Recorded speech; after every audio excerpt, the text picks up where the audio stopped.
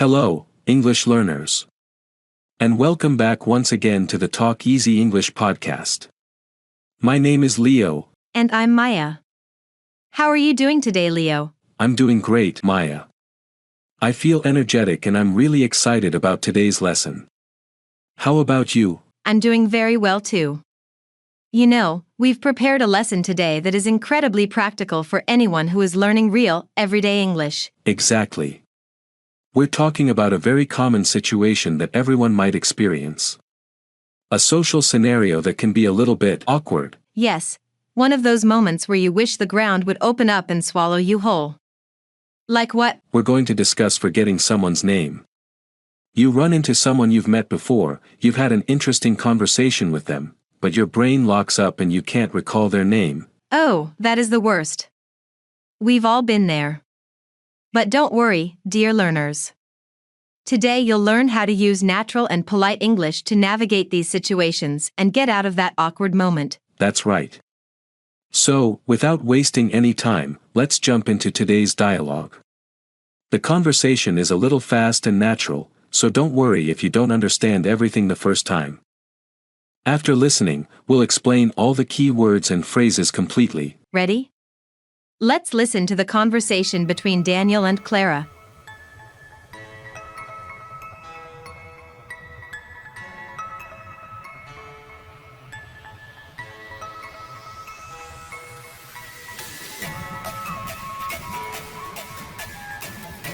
Hey Clara. How's it going? Oh, hi. Daniel. What brings you to this neighborhood? Are you working around here? Actually, my office is just right around the corner. I really enjoyed meeting you at the finance conference last week. That discussion we had about cryptocurrencies truly opened my mind. Yeah, I really enjoyed that chat too. You know, unfortunately, I'm in a real rush right now and I have to run, but here's my business card. We should definitely set up a meeting again and continue our discussion. Absolutely.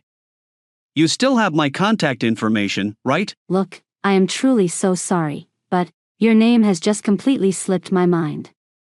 Could you please remind me again? Of course. No problem at all. My name is Daniel West. Honestly, don't worry about it. Things like that happen to me all the time. I'm terrible with names too.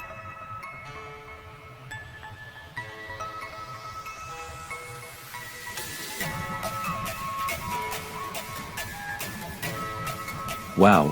What a tense, yet relatable, moment. Yes. Now that we've heard the dialogue, let's focus on the three most important phrases and words used in this conversation. This is the practical English you'll need. Our first phrase was, in a bit of a hurry, or, as in today's scenario, in a real rush. I'm in a real rush.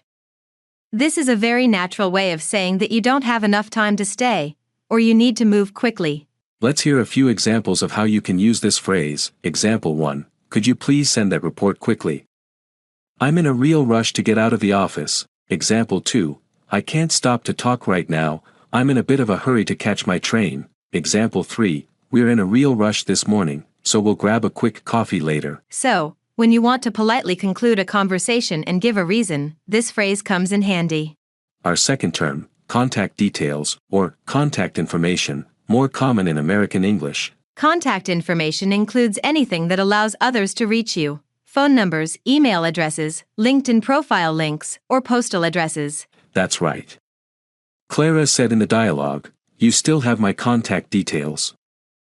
Right? Example 1. Please ensure all your contact information is up to date on your resume. Example 2. The website provides a list of phone numbers and email addresses for the main contact details.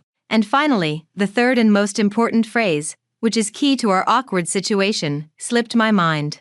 Clara used a slightly more formal phrase, your name has just slipped my mind. This means, I forgot. Another phrase that is common, and perhaps a bit more informal is, I completely blanked on your name. This means my mind went totally empty, and I couldn't recall anything. Let's listen to two examples of slipped my mind. Example 1. I meant to call you back, but it totally slipped my mind. Example 2. Did you remember to book the tickets? Oh no. It completely slipped my mind. now that we've learned the key vocabulary. Let's look at some important structures and patterns that will help you speak more fluently. Clara asked Daniel, "Do you live around here?" Around here means near this location. But, like in today's conversation, we can use it to specify the distance. Right around the corner means very close or on the next street. Example, my office is right around the corner. Around that area means near there or in that vicinity.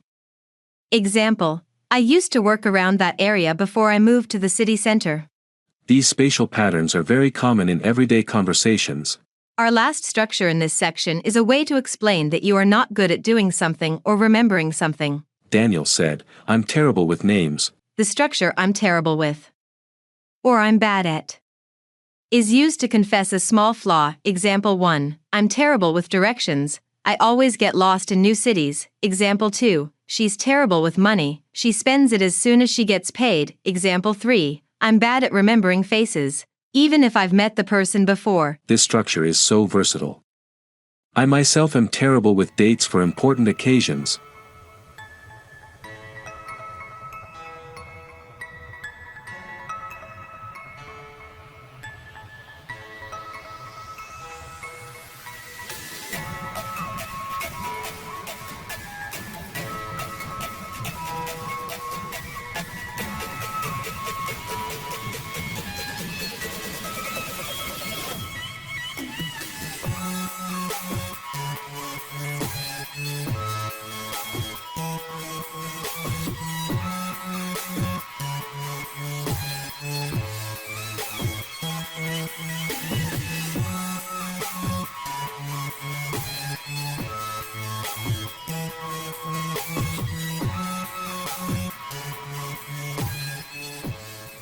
It's time to look at phrases that will make your English sound completely natural, just like a native speaker. Clara started the conversation with the phrase, "How's it going?"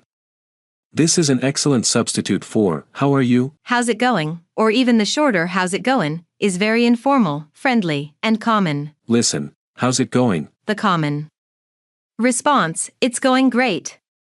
And you? So, next time you see a friend or a professional acquaintance, use this phrase instead of, "How are you?" How can we manage that awkward situation of forgetting a name in a polite way? In the dialogue, Clara used the introductory phrase, "You know what?" This is really embarrassing, but this introduction tells the other person that you are aware of your mistake and are apologizing, which helps to diffuse the tension. After this introduction, you can say, "I'm so sorry, your name is on the tip of my tongue. Could you remind me of your name again?" Using these polite phrases, especially "remind me," helps you sound professional yet approachable. Maya, let's share our real-life experiences about this embarrassing scenario. Absolutely, Leo. I've been in many professional settings where I met new people, and then a few weeks later, I forgot their names. The worst situation for me was when I saw one of my colleagues outside of the workplace, and they started talking, but I genuinely couldn't recall their name. I was so ashamed. I have a rescue strategy. When I'm in a work setting and I forget someone's name, I ask them to give me their business card. What a clever trick. Yes. I say, I'm just organizing my contacts. Could you give me your card again, please? Or, do you have an updated card with your new extension? That's brilliant. And another strategy, if you are in a group, you can ask someone else to introduce themselves to that person. For example, tell your friend, "Hey, have you met," gesture to the person, "yet?" This gives the person a chance to say their name, and you are saved. These are really useful tips for learners who want to use English for real social situations. Well, dear learners, now that you've learned all the tips and vocabulary, let's listen to the dialogue one last time. This time, the conversation will be played at a natural speed, so try to focus on the words and phrases we learned today.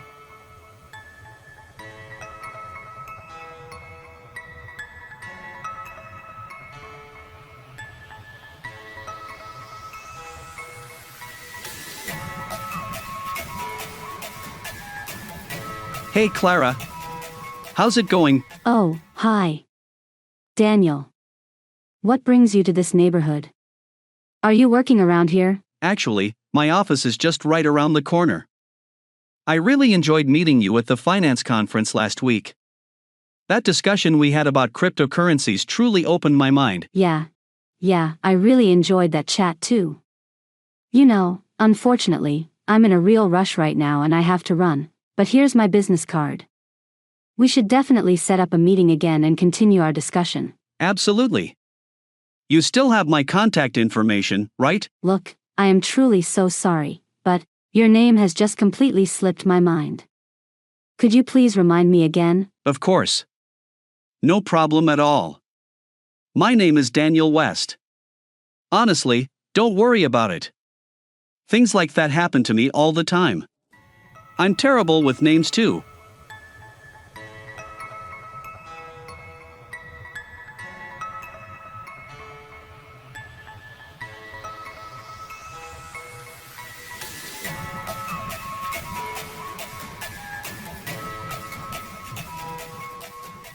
Excellent. I hope you all managed to understand the whole conversation this time and feel more comfortable with its phrases. And don't forget that all the learning resources, including the full transcript of this podcast and extra exercises, make sure to visit Talk Easy English Podcast. We're always there to answer your questions and comments. Thank you so much for this great and practical lesson, Leo. Thank you, Maya, and thank you to all the learners who joined us today. Until next week, take care and keep practicing your English. Bye-bye. Goodbye. If this lesson helped you build your English bridge to the world, show us some love. We believe in one global conversation, and your support makes it possible. Hit the like button, subscribe to join our mission, and let's keep learning together.